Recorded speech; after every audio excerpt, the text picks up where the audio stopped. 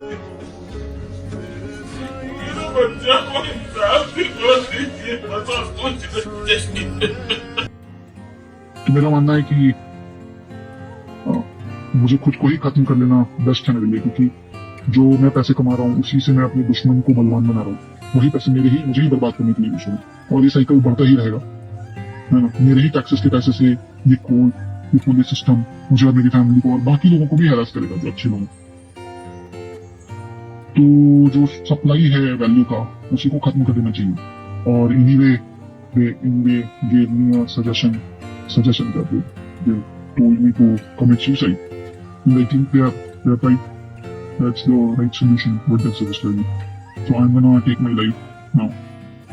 Also, so basically Atul Subhash ITI company में software engineer के तौर पर मैनेजर के रूप में काम कर रहे थे। उनकी मंथली सैलरी 25,000 के आसपास थी, लेकिन उनकी जो वाइफ थी, उनकी जो डिमांड थी वो बहुत ज़्यादा थी। ये 10 करोड़ उनकी वाइफ को दे चुके थे, जिसके बाद भी उनकी वाइफ उन पर इल्ज़ाम पे इल्ज़ाम लगाई जा रही थी और पैसों की डिमांड बढ़ती जा रही थी।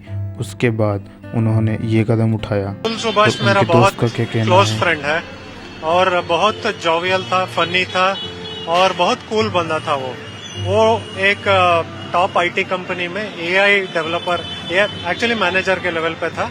सो AI एक्सपर्ट।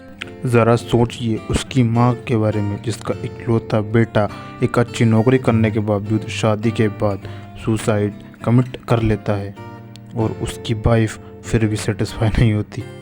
और फिर ये वो बोलते हैं, जो उसकी आदत थी कि जो आपका आर्मपिट होता है, जिसका बगल या कांख भी बोलते हैं हिंदी में, उसे चाटना होता था। तो आप अगर लेटे हो तो वो उसे चाटेंगे। आप सोच सकते हैं कि किसी भी आदमी को ये कितना अजीब सा गंदा लगेगा।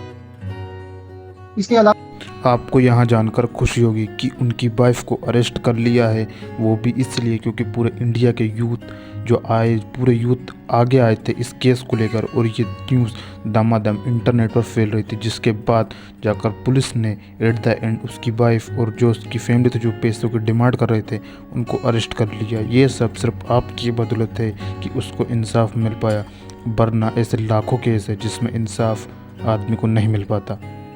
यह है उस यूथ की पावर जिसने अतुल सुभाष और ऐसे ना जाने कितने लोगों को इंसाफ दिलाया है, जिसके लिए पहली बार इतनी कड़ी शिद्दत से आवाज़ उठी है और उसको इंसाफ मिला भी। यहीं तक अब देखिए।